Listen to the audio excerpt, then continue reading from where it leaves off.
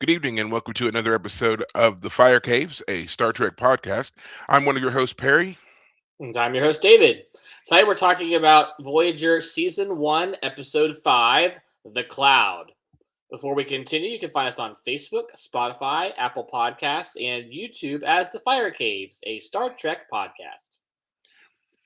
That is correct, and as I say every single week, you should find us and follow us because we're great, we're awesome, we're a good time, and we are just thrilled to be doing this show right now. As a matter of fact, it's been a rough week for me, and this is kind of how I've decided I'm going to relax, kicking off a new week by talking about something I love so much, which is, of course, Star Trek, and in particular, Star Trek Voyager.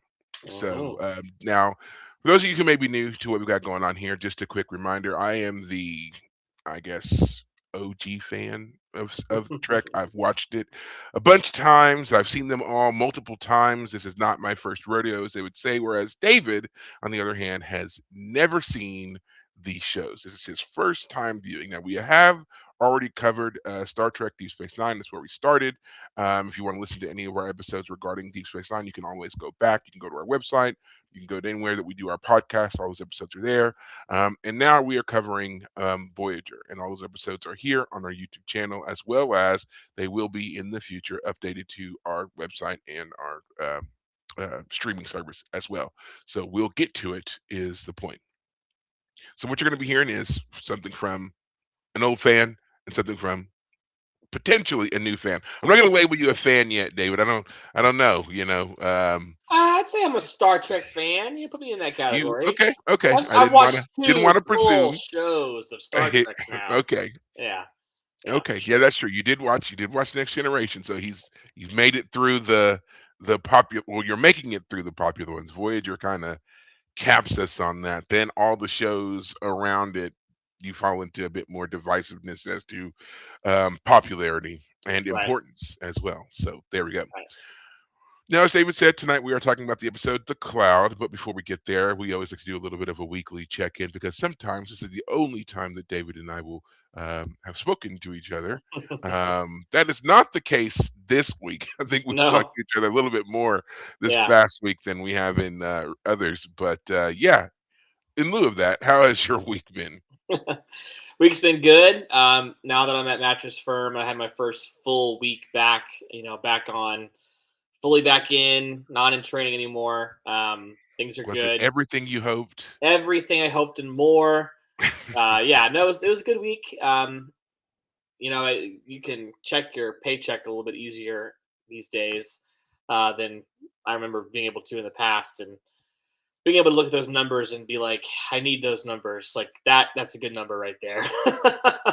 My coworker was looking at his paycheck, and I was like, dang it, I need that one. I mean, that one's a nice one right there. And I, yeah. So if we can keep these numbers in their place, that's great. Apparently, I'm doing particularly well compared to others. Like you track your numbers compared to other people. And for someone who just got back to the company, apparently my numbers are good. So very Well, happy to be able to I report mean, that. you've had consistent experience, even though you were with a different company for a bit True. there. True. But yeah, mattress. Correct me if I'm wrong, though.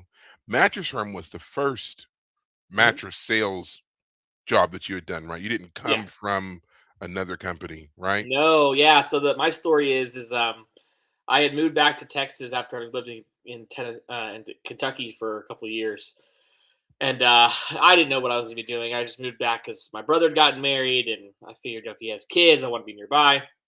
But I just needed to work right when I first got back. And I don't know if you ever knew Fry's Electronics by chance. It was Yes, yes. very much a Best Buy kind of store, very in that same vein. I But would always. I think that to me, Fry's was a bit more techy than yes, Best Buy. Best Buy was much more of the popular right. tech store. Best Yeah. Buy is the more streamlined, consumer friendly. Fry's was the more techy. If you Yeah, if know you knew what you were doing, you went to Fry's. If you needed exactly, help doing whatever it was you were doing, you went to right, Best Buy. exactly. Well, I went there and I joined up with their computer division, and I didn't know a dang thing. I didn't know anything about computers, and so here I am. The best I can really do is stock shelves. But if customers ever came to me and asked, like, why should I buy this computer instead of that computer? I remember having to BS my way with one customer because I didn't know a thing. No training on that at all. I didn't last a full month there. I put in my 2 weeks. I was like, I can't do this. But I put in my 2 weeks after I walked into, well, it wasn't Mattress Firm at the time. There was a number of, it was one of those companies that had been bought by Mattress Firm at the time Yeah, called, that's why I was confused as to how you got here because there were I remember there yeah, being an influx of people right. from different companies that Mattress Firm had bought up because started at Mattress Firm Yeah. So I and guess if you're yeah, asking, like, well, so it was technically Mattress Firm because it had already been bought by Mattress Firm, but Mattress Pro was technically its own entity still at the time. They were still in this space where they were trying to differentiate their various brands that they had purchased before they decided, I think, in a mistaken fashion, to then merge everything into one conglomeration. And so Mattress Firm went from this brand that had like 40 stores to a brand that had 80 stores in Austin because they merged all of their, everything that all the companies they had bought, they merged them into just one giant, you know. yeah, I feel like it was a bit more than that because they did buy Mattress Pro, but then they also got the Sleep Expert stores as well, which Yeah, were quite numerous. The Sleep Experts had already had almost as many stores as Mattress Firm did when right. that went through. Yeah. I just remember it being just a crazy time because it was just like them talking about it, and it's gonna happen, it's gonna happen. People saying no, it's never gonna happen. Sleep Experts is too big. This company's too big. They're not gonna do it, and then it did, and we Hmm. had this meeting and there was just people wall to wall people. So people just that they didn't know if they still had a job or not, and then Yeah. they were like, oh no, we've retained literally everyone and we're going to Yeah. figure it out with scheduling, and everything else was like, I whatever, Yeah. sure you will. Yeah, Yeah. so So it was, I mean, I, again, it's like, I would say I came in as that was like kind of wrapping up that phase. But anyway, yeah, I walked into one of the Mattress Pro stores, said I'm looking for a job, got a job. They, a couple months later, they merged it all into Mattress Firm, and so by the time I got out of training of Mattress Pro, I actually went and took up a management position at a Mattress Firm, which was hilarious because I did not know what I was doing still on some levels, but more than I had so at the Fry's Electronics. So small world. I The guy who put me in that position. Do you remember Sean Ayers by chance? yes. Yeah, so Sean, shout out if you ever see this, but Sean's still with Mattress Firm, and I saw him a couple weeks ago. Stepped in one of the stores he was at, and picked something up, a jacket, a Mattress Firm labeled jacket that they had for me. But yeah, so yeah, small world. It's a lot of the people that I work with have been around for long enough that they worked there when I worked there, so I can talk. Like I don't know if you remember Richard by chance. I don't remember Richard's last name, but I worked with Richard today, and I was like, "Yeah, talk." Perry and I recorded our Star Trek show tonight, and he was like, "Oh yeah, I remember Perry." So anyway, number of people Okay. still there going Well, back to the day. yeah, I do not begrudge you going back. You know, you you have at it. Yeah, I Yeah, won't. I will yeah, just very, very loudly, very proudly, very confidently say I won't. gotcha. But that is neither here nor there. Yeah, If you love the job, if it's working for you, work it, man. right. Just like for like with you and Fry's, Mattress Firm was that for me. Like I knew the stuff, or whatever, but I was just very like over time, I became very unsatisfied with how things were going, and it seemed like there was way more work and not enough reward, Mm, in my opinion, and it just kept getting worse. Like instead of, and there was always like these promises of it was going to turn a corner, it was going to be better, it was whatever, but it just never happened. So it seems like yeah, whatever that corner was has been turned by now, but and yeah, maybe that's it. Maybe 6 it was years because later for me, it finally yeah, because I was turned. gonna say, like it was years ago. They did have a lot of, I know just from other people, I know that management has changed over a couple different times. Some people that were there that were very prominent when I Mhm, was there aren't there anymore. mhm, Maybe with enough changes and that things have, come around to a different side. There were a lot of, just kind of a lot of things up in the air for Mattress Room then, is what I right. remember. And just always seemed like we were in a constant state of flux. There was never a truly stable time. Like I said, even when I started, within a year of me starting, it was all this merger stuff, and we had these different types of stores, and there was just a lot. So yeah, I mean, hopefully again, it works in your favor. Um, Nice. for me this week, we've been doing nothing but birthdays because my family apparently were all of our, all I don't know, tradition by tradition, we all apparently have children around the same time.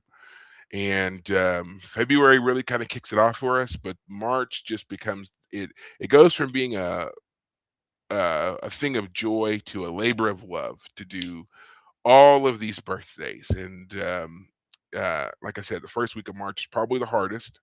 We have a birthday every day the first week of March in my family, and it's hard. And since the majority of the family does live right here in Texas, we get together, we talk, we hang out, we do the birthdays, we do all those things. So just imagine, again, by like the 7th, you're kind of already done with birthdays. And then you get a little bit of a break in the next week. Cause then it's like there's a birthday on the 9th, and there's one on the 11th, and there's one on like the 13th, and you get another little break, and then it's the 15th, the 16th, the 17th, then a break, and then the 20th, and then I think there's one more. I always forget when we get down into the like smaller children. uh you know These they're kids, down like, there somewhere, right. And then that's it. And then like and we're off for a bit, and then we have one in April, and then it kind of gets back out to a normal pattern. mhm. Here's one in April, then we'll skip a month or two, and then here's another, whatever. But yeah, the February to March, especially the last 2 weeks of February through this first two of March, is like hardcore, just birthday, birthday, birthday, birthday. Right. So yeah, we're pretty much birthdayed out. We've got cake stored everywhere of every kind, of every variety. You've got, layered cakes, you've got cupcakes, you've got chocolate, you've got strawberry, you've got vanilla, you've got we're doing an ice cream cake, we're doing a crumble cake, we have it. We've got it. All Yeah. right. It's here. So yeah. Fatten yourselves up for the season. Oh yeah, just yeah, you think that you kind of gear yourself around the holidays, Thanksgiving, Christmas, or whatever. For us, Mhm. it's birthday season. You got Right. to watch out because it's like we're all going to turn into diabetics because for a month we do nothing but party and eat chips and drink sodas and eat birthday cake and ice cream and all the rest of it. Right. So we, like I said, we have a birthday every week or every day. My daughter's birthday was Friday the 6th. Mm. We had some family friends who were down who just so happened to have a child who had a birthday today. So there's an extra one Y'all thrown are into the asking for it at mix, this point. right? Yeah.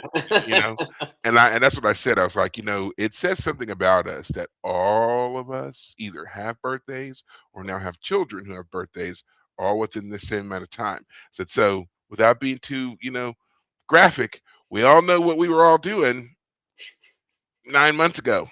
Just saying, without and I said, and the thing about it is it's generational because our uncles and aunts are this way, our grandparents are this way. So yeah, we know what everybody was doing up to a certain point at this time every year. Y'all love your summer vacations, in other Yes, words. that's very true. We love breaks.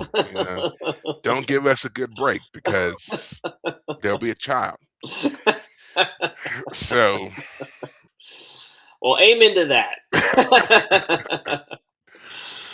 well, we're not here to talk about all of that. We are here to talk about Star Trek Voyager, and the episode is The Cloud. And I gave the recap last week. So David, Yeah, why don't you hit us up with our quick recap this week? sure. All right, so yeah, guys, the Cloud. Basically, this episode starts off with Janeway. She wants some coffee. Neelix is, serving up his special recipes, which are they're not hitting the palate of the crew very well. But this, they're What trying to save.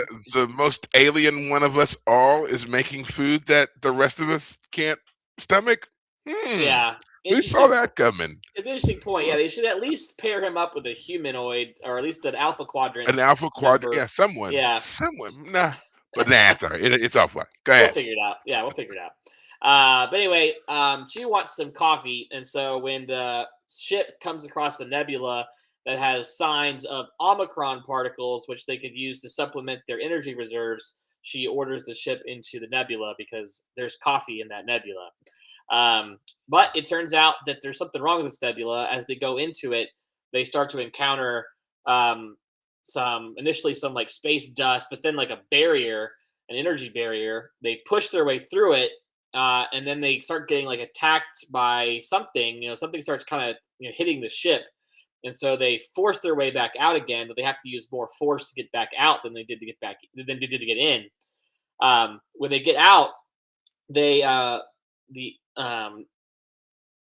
the doctor, the space, or the what was his name, the hollow The um, Emergency Medical Holographic Program, or EMH for short. EMH, and Belana Torres figure out that uh, whatever was that they encountered was somehow organic, and that they wounded it, this whatever this organic being was inside the nebula, by forcing their way in and out of it. So now the captain Janeway, she says that they need to go back and help heal the creature that they damaged.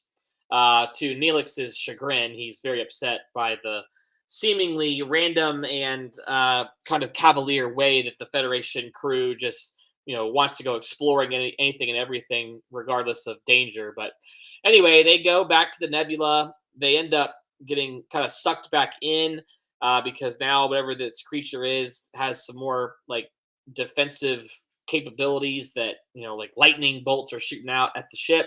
They lose their ability to really maneuver because it seems their maneuvering technology is what sets this thing off. So they eventually get their way back out, and they use the idea of a suture. In the future, they don't need common medical practices, but the common medical practice that you and I would know about, basically stitching up a wound. They're going to use the ship to stitch up a wound. They stitch up the wound. They get away, and they've lost energy in the process as opposed to gaining some from the nebula. But overall, things went well. In the meantime, we have some little sidebar moments where, for example, Chakotay starts teaching Janeway about finding an animal guide, which is part of Native American folklore. And Tom Paris has a hologram program that looks like a French bistro he would go to on Earth, where he has his holographic girlfriend or two and a pool table with some known pool sharks. And Captain Janeway had initially, at the beginning of the episode, been worrying about being too familiar with the crew, but Kim invites her to come visit the Hollow Suite, where most of the crew now is hanging out, including Chakotay and Torres. And turns out that the captain is quite the pool player herself. She could apparently she could be a pool shark herself if she ever chose that career. So yeah, that's the wrap up of the episode. Unless I missed anything you would recommend, Perry? There.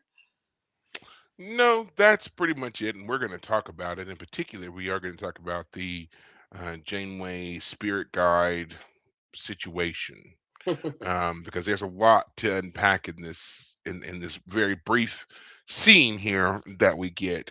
But before we get into that, what was your first impression after you watched this episode? What did you think? Good, bad, okay, skippable, what? Yeah, I'd say it's generally skippable. The threat of this creature in the nebula is very strange because they never encounter any sort of consciousness. Whatever it is that is in this nebula, they damage it, and it has a wound, and they're able to shoot, these beams at it to help it recover. It, nucleotidic beam or whatever they call it, which was very eye rolling on my end. I got to say, like, this is certainly some techno babble here. They can shoot nucleotide beams at things. Like, Well, okay, great. that's the cleverness of Star Trek right there. I mean, Yes, of course, there's always a way to formulate a a beam of some kind. beam of, yeah, an energy thing of some kind. Now, just for a quick clarification, there wasn't a creature inside a nebula. The nebula itself was the creature. They Right, misread it as, oh, it's just a nebula, but no, it's not a nebula. It's a space dwelling life form that you right, it's so massive you took it as a nebula and then you drove your ship inside it. right. So yeah, yeah, it's kind of like, a person, and the nebula is the hair and you drove into the hair meeting very little resistance, and then all of a sudden you hit the skull or a soft spot on the skull, and instead Hmm. of turning around, you've blasted a hole in it and traveled inside and started scooping out the brain. And then you're like, oh, we might have caused a problem here. Quite the Let's visual you've just given us there. I'm Nice. just that's how I thought about it this episode. I was like, yeah, you just drilled into its head. You didn't touch the brain yet, but you're scooping out all of the various amino acids that are in there. Right. And meanwhile, the body's trying to heal itself. And when you tried to duck back out again, it was like, it What are you freaks. doing? Right. Yeah.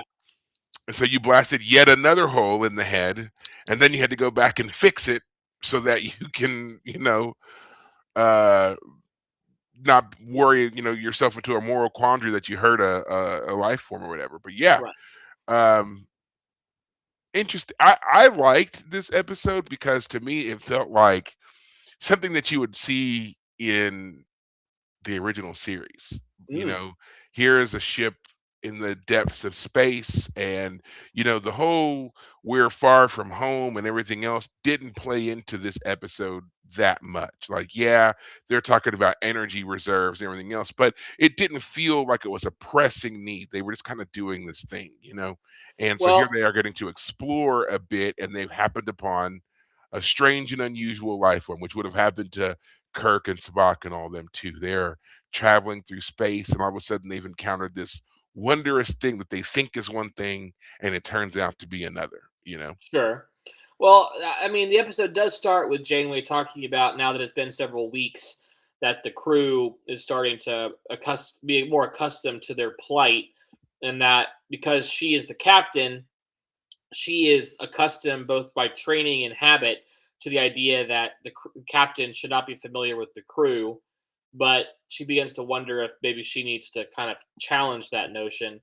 And then Neelix does hit on its head this whole thing of, like, what are they doing? Just kind of bumping around, and whatever causes them to be interested, they go looking at it. Now, of course, the real answer is, well, they think they can find some resources in this Yeah. nebula. So, It's kind of an interesting critique that he gives, because on the one hand he's correct. Like yeah, he's saying, he says this ship is a match for any other in the sector, and yet what do they do with it? They try to figure out ways to find something that could rip it apart. right, So he's looking at it from a very basic survivalist standpoint. He's been on his own for several years. He's had to scrounge for everything, and suddenly he finds himself very comfortable on this very powerful ship full of highly trained individuals. This ship, if they turn their mind to warmongering, could be very effective, and he right, knows that, but they don't. Instead, they're floating through space, and we're going to explore in this thing and that thing that could tear the ship up, instead of putting it to good use right, and taking over a planet or a system or something. right. It's an interesting critique, but at the same time, it also highlights why Neelix really shouldn't be involved in anything that is like upper level decision making for them. He doesn't understand how they do anything. Which is So it's ironic just because last episode he like invited himself on the away team exactly. in the He episode inserted Stage. himself on the away team. He sits in on board meetings and stuff like that. And it's just like, I mean, you have a very, very narrow expertise in which we would need you. Right, Stay there. Stay in your lane. exactly. Um, but yeah, I will say this is episode 5 or episode 6, however you want to think about it. But episode 5 in terms of, like, in original stories, because again the pilot was 2 episodes in one. But anyway, it is curious. At the end of the episode, Janeway says that Neelix recommends they head this certain direction because there's a planet that might have some resources, like a civilization that could help them.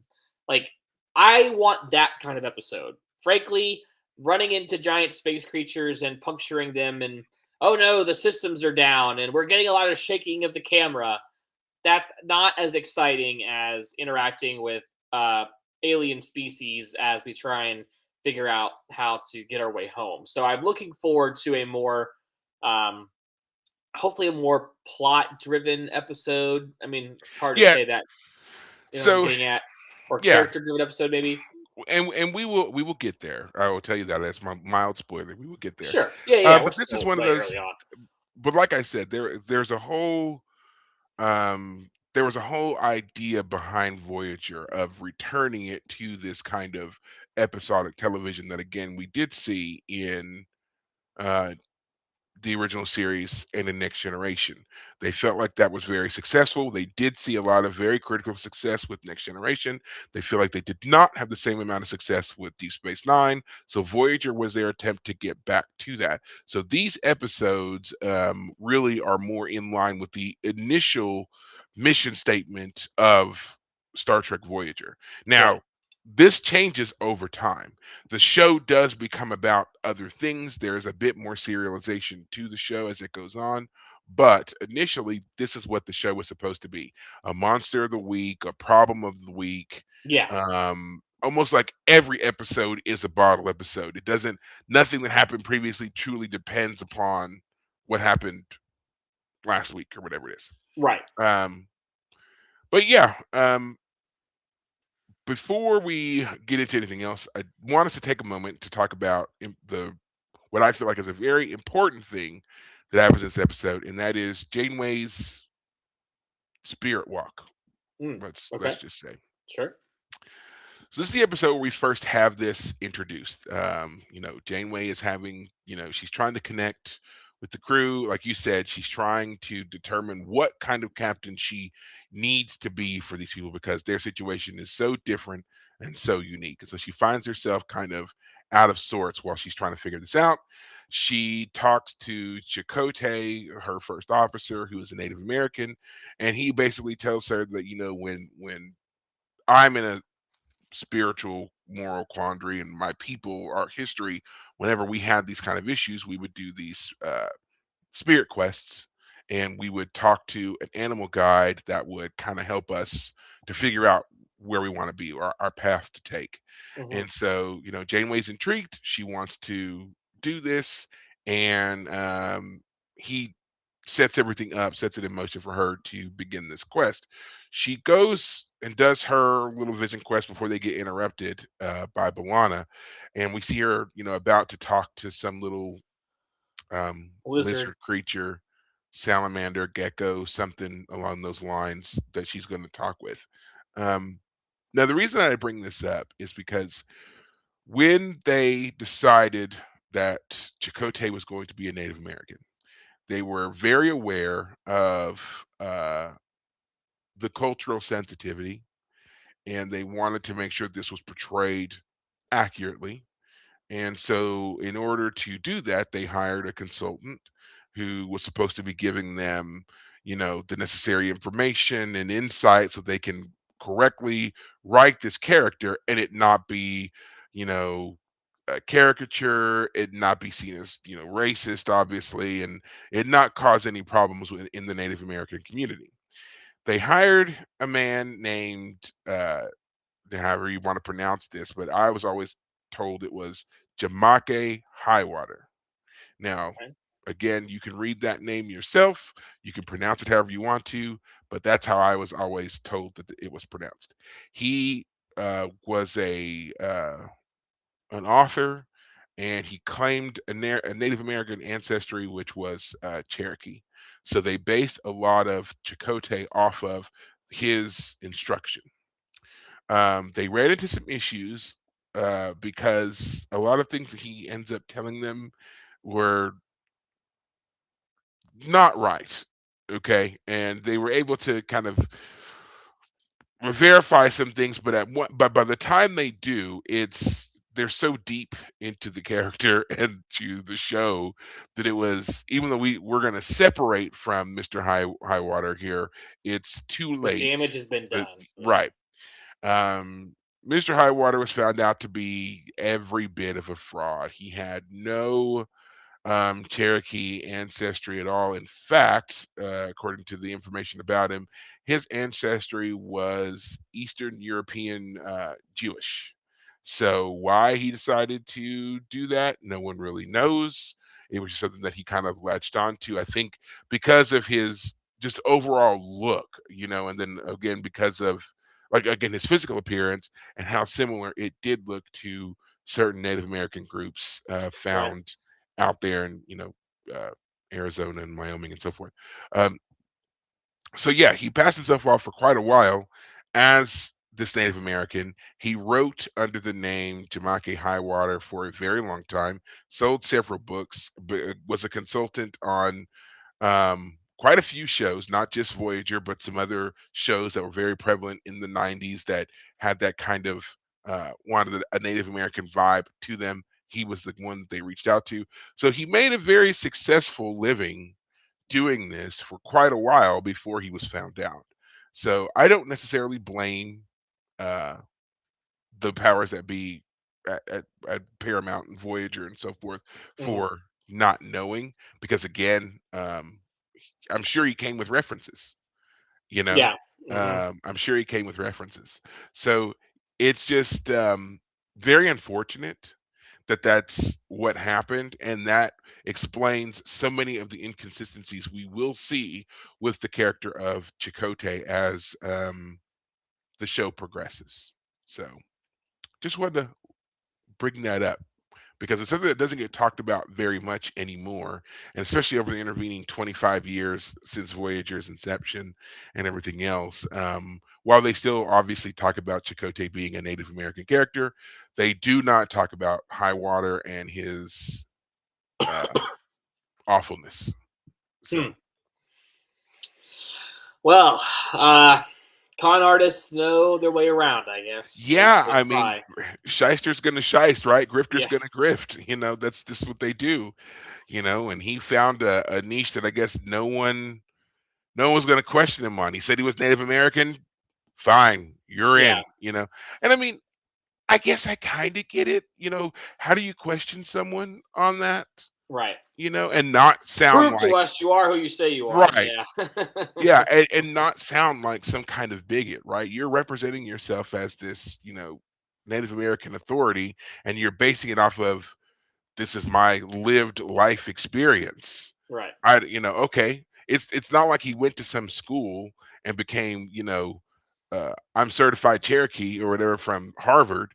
Right. He said this was his upbringing, this is his culture, his heritage, and he, wrote books on it and all that kind of stuff. So yeah, I was Right. just like, I don't need it. I've lived it, and they went with it. Right. So yeah. I forget how he was eventually found out. I do know that it was because um he like someone investigated some of his publications and some of Mm. his consultation work. they Right. they did an investigation on him, and it was slow going because it was like they started it all the way back in like the 80s, and then it didn't come to a full head until again they were already uh in the 90s and doing stuff with other shows and whatever else. So Uh huh. yeah, Gotcha. but it was crazy time. I fully believe that had they been doing this show in like the 2000s, there's no way he would have been able to pass himself off as Native American. The internet and cross referencing would have destroyed him. Yeah. He wouldn't have made it. He might have gotten away with like a season one, but there's no way by season two he would have still had his job, which is Right. he in this case he did. So Right. yeah, Well, apparently he died in 2001. This Jamak K. Highwater character. So yeah, by okay. then he was. I mean, gosh, if this show was getting its start in the late This show was started 1990s, in 95, right? Started in something like 95. that, he was already near the end of his life anyway. Yeah. Ironically, but whatever. Anyway. So the reason why I want to talk about it is not just because of that, but also Oh, because it sure. represents another thing that we see so rarely in Star Trek, but we did see a lot of in Deep Space Nine, and that is this invocation of religion and spirituality.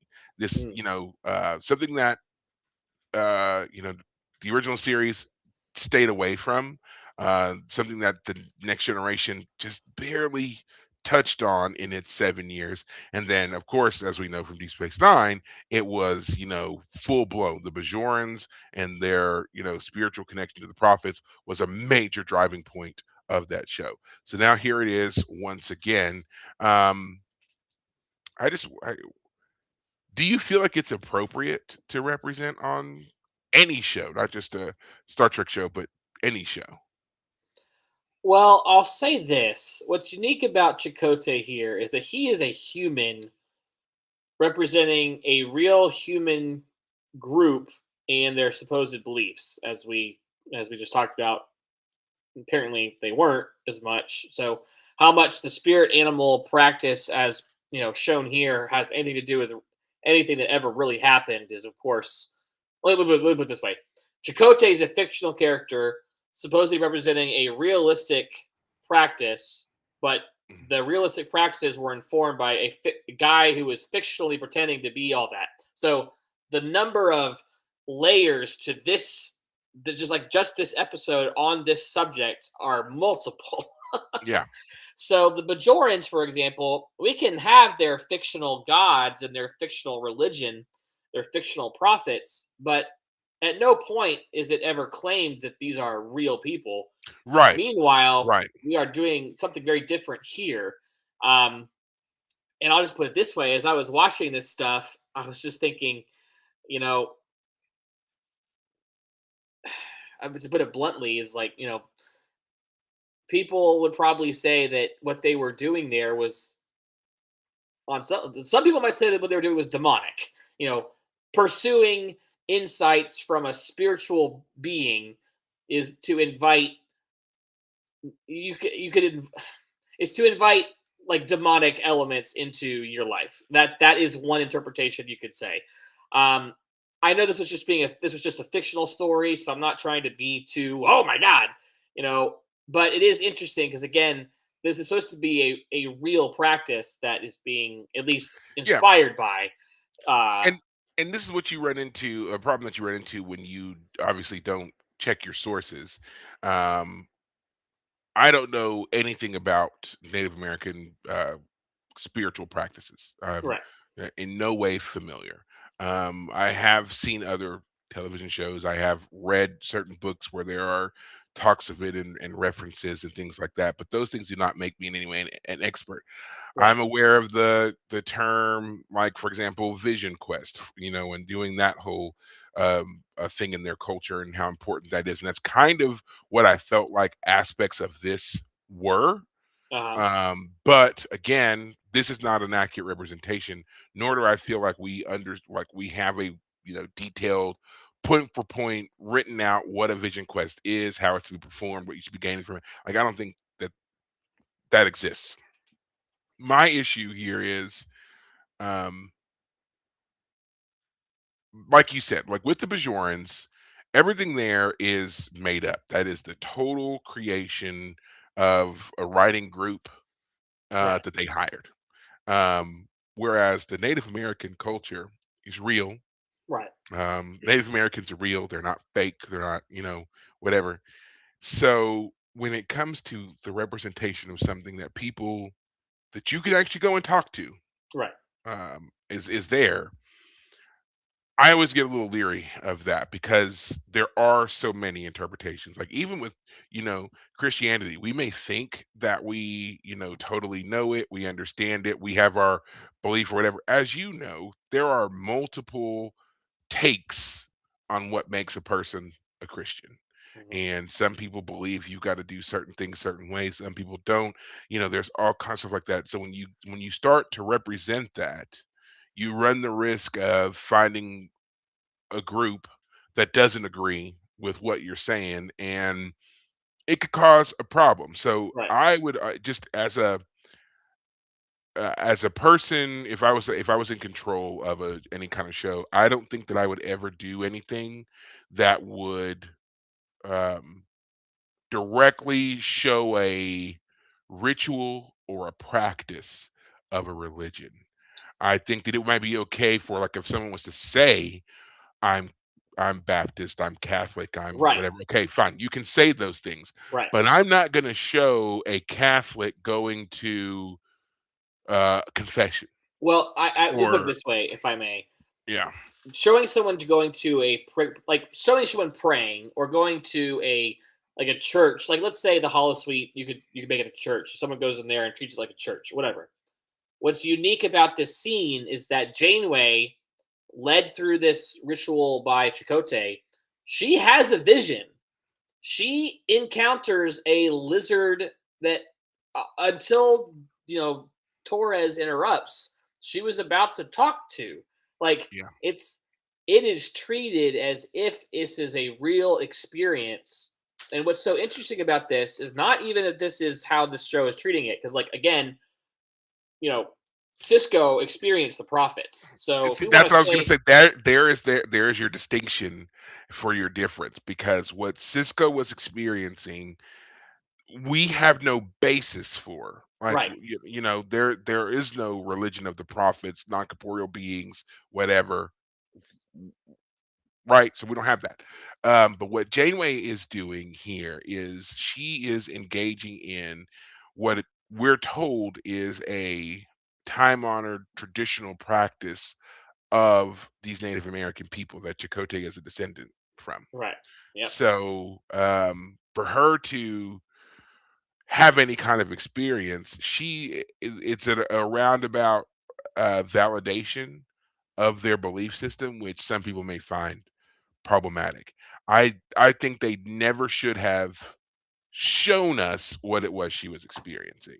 yes, it should They have can been a more like a watching someone meditate is how I would have. it's yeah, it should have been Yeah, a private moment, a character in a private moment experiencing a private event. Yeah, yeah, that's the problem with it. And then here's the third, like here's the other layer on top of all of that is that what we know from the original series and rate with Roddenberry is that I mean he was not a religious figure. He thought the future would be this not anti, but like just not eh, anti. He was very much of the opinion that like an religion wouldn't agnostic. matter. Yeah, it would be very Yeah, agnostic of yeah. approach. Maybe it's there, maybe it's not. It's personal to you, whatever. Like, but It was the way I always understood it from the Roddenberry perspective was that he just thought that it wouldn't matter in the sense right, of you could say whatever you were a part of whatever religion, but no one shunned you because you were a part of whatever religion. It didn't matter. It was not it the was not a positive or identifier. negative. You're not Right. It demoted just because you just were. Right. You just yes, were. You could still work and live and do whatever it was everybody else was doing if you so chose, but hmm your religious background had no bearing on anything else. That's exactly how he viewed it. right. And so for this episode in particular to finally kind of break that tradition, even though we could say that Cisco and Deep Space Nine broke it more obviously, this Yeah. one is a more direct, even if smaller break. You would seem, and yeah, it Yeah. does create some problems. Just as a well, let's put it this way: now that this door has been opened, how is the show going to continue the storyline? Is it going to Yeah. pretend it didn't happen? Is it going to come back to it, And it's etc.? and the reason why I find it so problematic is because the first time it is it's done for a known legitimate religion and cultural practice. Like Right, we've talked about the Bajorans, we've seen where they've done their visions and what happens to Cisco and when the prophets want to talk to him and all that kind of stuff. We've seen when Worf goes on his you know has his spiritual moments and we've encountered a version of Feklar before in Trek. So there's all these things that kind of lend themselves to um these other races, right, right, having this extra spiritual connection that validates their existence, right, which again is fine when you're doing it from our standpoint, totally fictionalized individuals. Klingons don't exist, Bajorans don't exist. So say whatever you want to in regards to their religious practice. Now we're right. dealing with, again, Native Americans. These are real people. They have a real culture hmm and belief system. They have their own, spiritual practices and so forth. For those to be portrayed in this way and for us to see them in effect, like I said, if we had watched her just taking part in a ritual, that would have been fine. But the fact that they took Right, it to the next level and now we're seeing her actually affected by said ritual to have a vision quest. We're seeing what her vision looks like. We're there with her right, watching this thing happen. It's basically saying that if you follow all the steps of the ritual, you will definitely end up at something like this. You will have this right. experience, and again, that just further proves for the Native Americans anyway that do this, this is real. This is correct. Um, Hmm. it would be like we haven't seen it on anything that I could think of, but it's the equivalent of again going to use Christian religion. Someone um, having a burning bush moment, I'll say, Yeah. you know, Okay. and Yeah. Hmm. they, they're very spiritual, have a deep belief. They make a trek to where they believe that this burning bush from the Bible took place. They travel up the mountainside, and lo and behold, there is a burning bush, and it speaks to them. Right. And they believe, and so it's like reinforcing that in that moment. You believed correctly. You followed the correct path. You invoked the correct God. You did all the things, and your reward now is the burning bush and the word of God and so forth. I think that would be if someone was to do that, that'd be problematic to say the least. Because what if, in Yeah. order to get to that burning bush, the path, the steps they chose were ones that multitudes of Christians don't believe are steps that are necessary to take in their religion. So Right. you're indirectly telling them their religion is wrong. So that's why I feel Right. like it was problematic because they were dealing with a legitimate religious practice here, and they shouldn't have gone that Well, deep.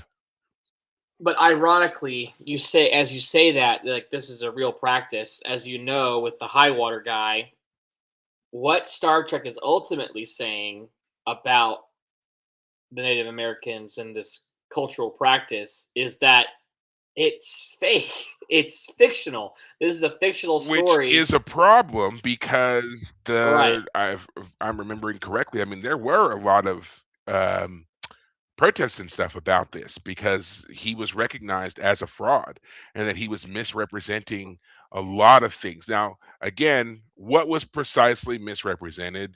Um, that's never been listed. It's never been like, 'cause from my understanding, it was like some things he did tell them were true, but then there were other things that he told them that were straight up garbage. And so, Right. and that's kind of how he ends up getting found out. It's because it's just like more and more of the things he was telling them and telling others that he was consulting with, they were able to find problems with. It was like, that's wrong. That's like a half truth. That's, and it kind of just sounds like someone, winging it a little bit. You know, a little Right. bit, you know enough, but now you're making stuff up. Right. And it was that kind of thing that got him ultimately, investigated and found out. So, I don't know to the extent that the whole vision quest as presented in this episode is a part of that. I just always took it as there are aspects of this that are true. But again, him being a fraudster, he didn't get it all right. Yeah. So it's just something that again I feel like is more problematic because they went the whole route of letting us see Janeway's vision. If they had just stopped it at her and Chakotay in this kind of private setting in her office, and he's talking her through it, kind of like a guided meditation, Well, that's which exactly we've seen what's. before. As you say that, it reminds me how that conversation got started. She and Chakotay are discussing that there is no ship's counselor because they didn't need one on the original mission they were going on. It wasn't Yeah, they supposed to were almost be. the 3 hour tour, the Star Trek version of a 3 hour tour. Exactly. We're So just gonna go there and back.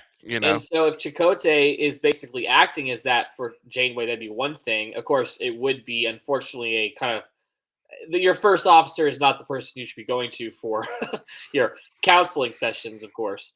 But there is a great point that yeah, we don't have a ship's counselor, and we need someone to do it. We need someone to be with Neelix to help with food. We need someone with the doctor to provide some actual physical, like actual humanoid alpha quadrant style interactions with patients. And we need a ship's counselor. Like there's so many roles that we need people So for. it's just so funny because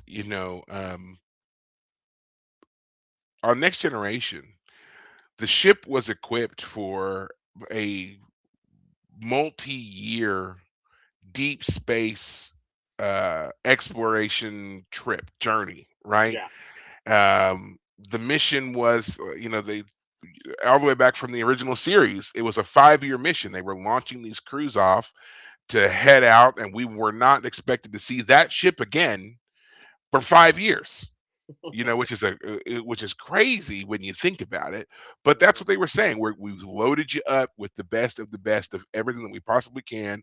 Now you just pick a direction and you go, and Right. hopefully we'll hear from you and see you in 5 years. Um, Next Generation was that on steroids. That ship was built. It was a city, and Mhm. far flung out.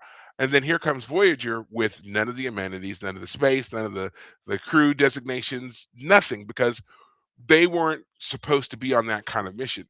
The We never really know what the mission Voyager was going to be a part of, because Voyager left to go and find Tuvok, because Tuvok was an officer already assigned to Voyager who Right. was going to be a part of the ship. He was supposed to have returned from his Maquis mission to be assigned to Voyager, so Voyager could go off and do whatever. Right. Tuvok didn't show up, and So Janeway said, "Nope, there's no way I'm getting ready to take on my first command of this new ship on a new mhm. mission without my security officer best friend. Right. I'm gonna go get him." Right. And they thought, and I'm sure that Starfleet was just like, we'll just assign you a new security chief. But because it was seen as such a non-mission, he's probably just lost somewhere over there in those Badlands. Just go over there and get him. Help Mhm. us out, by the way, with this Maquis problem we're Mhm. having, because you're going to wrangle up another group for us real quick. And then, yeah, you'll get your officer back. We'll end this Maquis issue, and we'll send you on your merry, right? Right. Send you on to your other mission. That didn't happen. So I've always been curious, what was the mission that Voyager was supposed to be on? Because if you think about it, Interesting when question. when the show launched, what was going on Deep Space Nine at the time, right? I The mean, yes, Maquis stuff. Yeah. they did have the Maquis issue. They were just beginning exploration into the Gamma Quadrant. hmm I don't think that we had met the Jem'Hadar yet. No, we had, We had. because yes, we had, because the Defiant was in existence, and Right. yeah, we had. So I always wondered, was Voyager supposed to be the ship that either A, ended the Maquis problem, or B, was it one of many ships that was going to be sent into the Gamma Quadrant to begin exploration there? You wouldn't really need a long-term deployment, because you had the wormhole at right. your back, and if you needed to, you just come back to the wormhole, and then Deep Space Nine is right there. It's like your depot, you know. Right. So I always was curious, and I don't think I've ever found out what the original mission was. But Yeah. yeah, Voyager launched early to go and get Tuvok, and I always find that incredible. Like, just think, if you had just said he'll turn up eventually, and whenever he does, I'll bring him aboard. Then I'll just take this other officer to go and at least get us started. They never would have had. They never would have had a problem, Exactly. you Yeah. know. Dang, Tuvok messing things up for us. Or dang Janeway for not being willing to accept that he's not there. yeah. But I just find it incredible. They were just launching these ships and whatever else. I think all the ships should have been geared towards 5-year missions. Mm, Stock them up, give them the best, give them the ability to, exist in deep space for years at a time. And yeah, it should work out a little bit better. You shouldn't be traveling into deep space without a guidance counselor, you know? yeah. Well, I think I like the idea that certain ships are certainly planned for 5-year missions, but others aren't. But the name Voyager certainly lends itself toward the idea that this ship was intended for Yeah. long voyages. It just happens that yes, the ship's name and the show's name are Voyager because that's actually kind of inadvertently what happens to it. Um, but I guess that maybe there's some area of like, yeah, this was supposed to be a short mission. They really were supposed to just quickly grab Tuvok, and that's why they didn't have everything they Yeah. needed. But yeah, I mean, So so back to the rest of the cloud. We We see some funny moments here. Is this the one where Balana activates the doctor and she's asking him why he always says that? And he's like, Yes, I'm assuming it's because they my would have actually thought programmer. people were going to activate me in an emergency. Right, And then she says, I could reprogram you. right. And then I forget what he says after that. And she's like, or I could give you the ability to reprogram yourself. And that's always my favorite line. He goes, a hologram that can reprogram himself. What would I do with that ability? Create a I never want family, make a raise an family. army. Yeah, I'm just take like, over the yes. ship. Yeah. Like I love. I was like, I don't know. Like in universe, I don't know why they would program him to be so sarcastic, but man, does it work. Like it's it's funny when he's that way, you Yeah, know. And I don't know why I find it just hilarious to watch him and be that particular kind of character versus some of these other eager to please holograms that we've always seen beforehand. right. He's got just the right level of snark to what he says that it's funny and not uh, awful, Yeah. divisive, Well, it's funny that he's assholeish. self-aware enough as a hologramic computer-based being that that's the trope of, what if the AI got out of hand? Um, Data never makes jokes, for example. Data is not a Data tries and fails yes. miserably at His yeah, jokes. and he tries laughing and it goes terribly wrong. It's creepy. um, but yeah, actually, talk about Tuvok for a quick second. There's that moment between him and Kim where Kim says, "I've never seen anything like that before," and Tuvok like privately like messages him Which on is the their. first time I've ever seen the comm badges used to deliver a private message. Yeah, I That noticed was that. awesome. I thought about that too. I like the idea of it, but it was funny. Tuvok's like, "Hey, don't say that. It demoralizes the crew." And I'm like, who else is on the bridge but like senior officers? I mean, even him, even may not be quite as senior, but like he's like the lowest level. He's the lowest level senior officer on the bridge, but there What's are going? other people on the bridge. I mean, if you look Sure, around, there's other stations and stuff that are manned by various crew members who obviously don't have a rating enough to us to have give a them a name. or But a line, yeah, yeah, and so that's the point that Tupac is making. You're gonna, upset the kiddies. yeah. So don't do it, And then later he says, "I have no way to explain this phenomena." And And so Kim says right back like, so in other words, you've never said anything like it. Oh, I promise not to mention that to the junior officers. Bye, and like hangs up on him, you yeah, know. Uh yeah. I like how mad he got about that. That yeah, was funny. which it's just it was great because it also is just that whole nitpicking at the Vulcan for being like no one is perfect except me, so I'm gonna try to like make you. But it Yeah, also showed the more youthful uh uh impetus of Harry for right, getting back at uh, Tuvok right away. Oh, but I right. promise to tell the other officers and click, before you can say anything else. Gotcha. I love Just and Tuvok like rolls his eyes like it's right. And that's the one of another trope that we're going to see a lot is Tuvok kind of being almost in this weird like grandfatherly status. He's so over everyone else, and he's just annoyed most of the time by their antics, but he's tolerating it because he's like, you all are just children. you And humans, yeah, yeah, that's what it is. You little scamps, you yeah. know. Um, except for Neelix. He genuinely dislikes Neelix, and I don't blame him. And we'll I was get to gonna that say, when it comes up. is When he it the gets head of there. the party planning committee? Because I I'll be I there. have a I have a particular when we get into more of those episodes when it comes up. I have a particular thing about Neelix and Tuvok's interaction Yeah, that I think is important, and I don't like their interaction at all. And I mean, it evolves over the 7 years that the show runs, but man, are these first few years hard, So, right. um, Paris doesn't do very much in this episode. He's just kind of piloting the ship a little bit, but He is, but then he's also running. He introduces us to his holodeck program, yeah, and Chez on the Sandrine, his little brothel slash bistro programmed with all the lecherous hot chicks from his days wandering in Marseille. Oh man, this was so creepy. Like It really is. it's Like, so why would creepy. you? Why?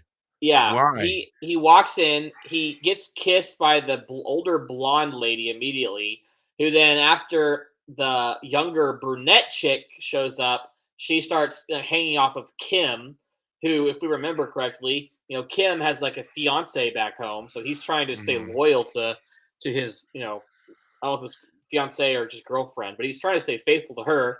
Meanwhile, Kim is like, "Hey, here's my, older lover," and then the younger one just hangs off of him, like literally just sits in his lap and looks bored. And I want to go Yeah, to she a private was. room already, like the whole Yeah, time. like, you know what? And I didn't catch that until I did my rewatch of the episode, and it's yeah, she very much insinuates that, and that's the character of the holodeck character of Ricky. She Hmm. very much insinuates that she's ready to be alone with Yeah, Tom. which So it's like in it's the built holodeck, into the like, how are you doing the privacy thing? Just well, I curiosity. mean, you know, they build these whole programs. So I mean, if he was to go up to a room at Sandrine's, I'm sure there's a room there. But Well, I'm I just, just but what I'm getting at though is like it has to be a big enough holodeck that physically you can somehow be separate from each other, that it can make a private room and still allow like the pool table to exist or something. so yeah, I don't know. that's something that's never actually been covered in the use of a holodeck. Like, can multiple how do multiple people interact in the holodeck when you have a finite space?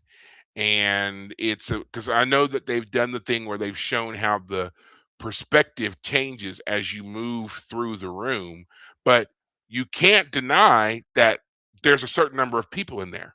So Well, yeah, as I'm thinking about this, there is that episode in TNG where Moriarty supposedly escapes the holodeck, and it turns out that he didn't. It's just that he has somehow managed to program the holodeck to look like the rest of the ship, and keeps Data and Picard from being able to from like leap, control it themselves hmm from within. but they were the only two who never left the holodeck. So Well, there's it was also they had what's Barkley? They had Barkley with them in that episode. okay. That's So I right. forget Okay, but what he still, there's does. three of them, and the perspective changes So what I'm getting for at the is I wonder yeah. if you had like let's say there are three people in the holodeck and they end up in three corners of the room, but the holodeck is such that it needs to do is present the physical images to you from your point of view. So it might be that you're up against a wall, but it can make it look far away. But like if you move position, all it has to do is just keep track of your eye line. Like, have you ever seen the movie the Mission Impossible movie where they have that thing where Sam Pegg or Simon Pegg and Tom Cruise are moving the projector down the wall or down the Yeah. hallway, like, and it has to Yes. track the guy's eyes to present the image correctly. Like, I wonder if maybe the holodeck that's how it works. It might It's look gotta be some kind of combination of that. Plus, we also know that the holodeck utilizes low level force fields to create physical things, physical barriers, a rock face, whatever. So there is that too. So I mean, there's a lot about the technology of that technology that's not really explained, but there are aspects of it like them being able to walk at a normal pace in the room. The floor has to give them a certain amount of traction to feel like you're moving. Have right? you ever been on one of those so-called zero G surfaces Not that yet. they have? Okay, so I got to experience one time, and they make you wear these special socks, and they put the harness on you, and then you go and you stand on it. They make you stand first, and Mhm. then you're just supposed to start walking, till you get used to it. But you walk at Normal, a yeah, normal gait, and I mean, it does. I mean, your legs can just just go. And as long as you don't suddenly, like it definitely messes with your equilibrium, you know. But as long as you're able to maintain it, you can walk at a normal gait and you're not going anywhere. You're hmm, you're standing still. Well, yeah, you're standing still while walking. And then, you can run on it and everything else, and you can get up to full speed and be just really pushing yourself, but you're going nowhere. right. So I would imagine there's some aspect of that, the next generation of that technology is included in the holodecks. So between force fields, tractionless floors, and all the rest of it, I would say that it's probably possible to have, you know, get a room, as it were. But Yeah. to me, the creepy part of it is that expectation was a part of Ricky's program, which means he's done that before. Hmm. And he said, because he says, she's Hmm. included in all of my All my holodeck programs. programs. And it makes you question: is this a? I mean, it seems like she's a real person that he somehow has recreated. Maybe she's a fake person that he just always brings along. But Oh, we got it's a Leah Brahms situation here with I was about him. to say, yeah, Leah Brahms Ah, situation. It just comes off as creepy. The fact that he passes, the older blonde chick off on Kim. I just felt creeped out the whole time, and I was thinking about it as before we were recording. I was like, Dr. Bashir and Paris probably would get along in this kind of way. They would both be more into this kind of. I mean, at least the younger Dr. Bashir. right? Season 7 Bashir would not, Maybe but have matured season out of it. 1 Yeah. Bashir Oh, it was season would. one for sure. Oh yeah. Yeah, Um, especially with their penchant for holodeck programs, very immersive holodeck programs. I right. think they would both really, yeah, hit it off. Right. Yeah. Yeah. And but yeah, just thinking about that, I was like, yeah, Dr. Bashir isn't known for, at least at certain stages of his life, known for being the most. I'm trying to think the right word. He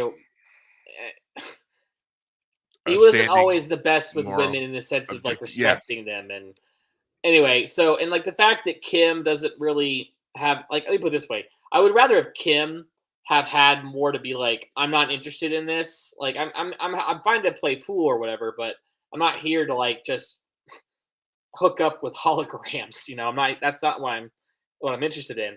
So I wish he had had more spine in this scene to like. But he's the one who invites Captain Janeway into it later Well, on, which is just interesting and because. that's another thing too. Like Janeway and the rest of the crew, really, because when we see them all there, Chakotay's there, Tuvok's there, all of them are there, and unless we just don't see it, Tom goes at some point and dials it back on those characters. They would have been privy to all that. This is Mhm. just private holodeck program.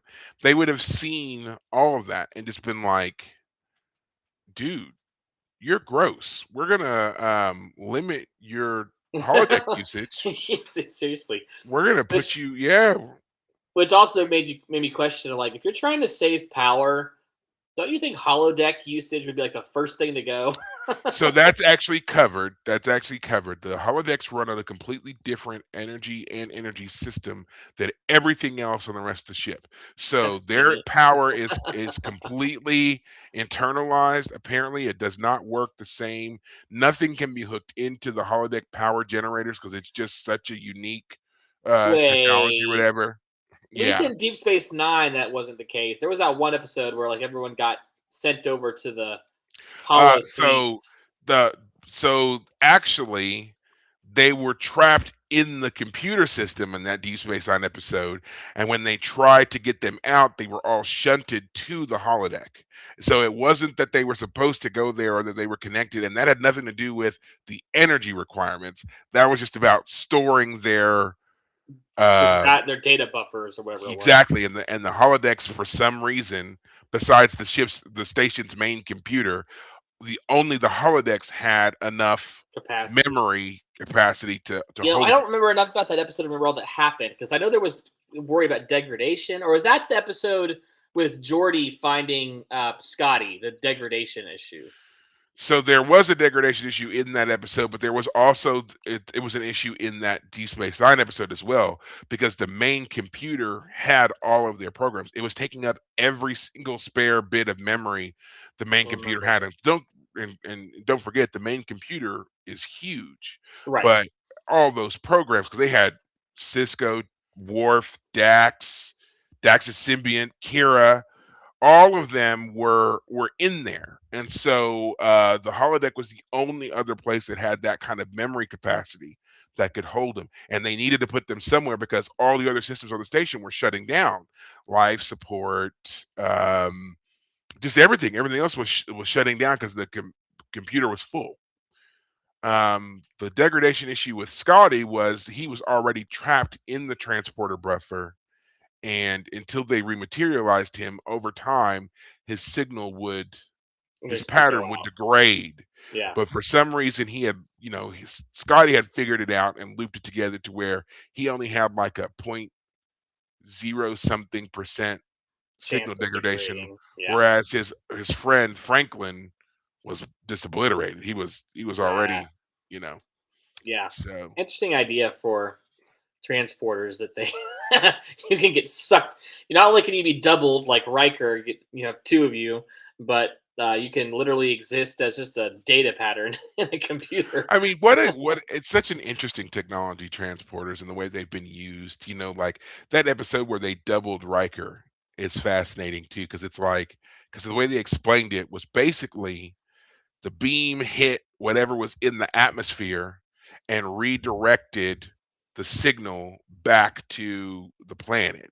Hmm. But enough of the signal had made it through, so when Riker rematerialized, the computer recognized it as Riker, but there wasn't enough pieces of Riker, so it just filled in the blanks from what it remembered from the system of Riker. So it was effectively a duplicate. They were both supposed to be uniquely Riker, but the way I heard that explanation, I was like, no, that means the one that beamed back down to the planet is the original Riker.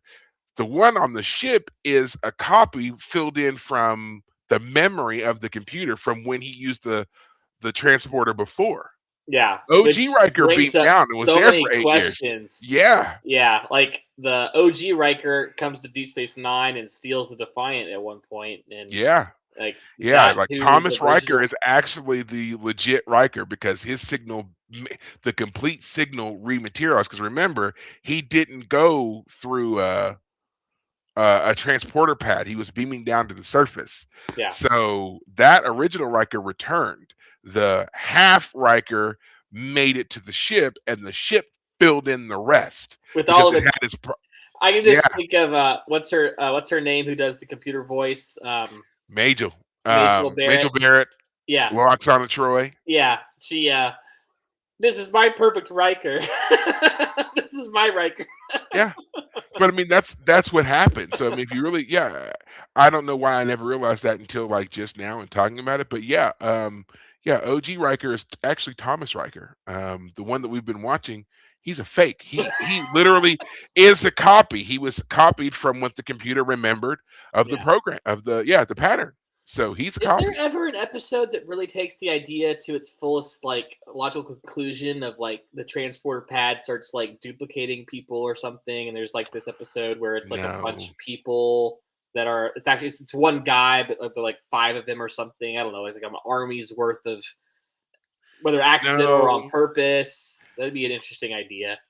There was a limited comic series that I followed online that was all about Chief O'Brien, and it was called The Day in the Life of Chief O'Brien. And so every new comic was just something that was going on in his life, and it was when he was on the Enterprise at Mhm. Transporter Room 3. And one of my favorites, and it's probably the worst one, is he's in the holodeck and he's walking by you. If you remember on Next Gen, in Transporter Room 3, there is a bank of computer slots towards the back of the Uh-huh. transporter room. And it's just like a wall where every so often you'll see where if there's a transporter malfunction, they'll go over there and be like working on something in that little alcove or whatever.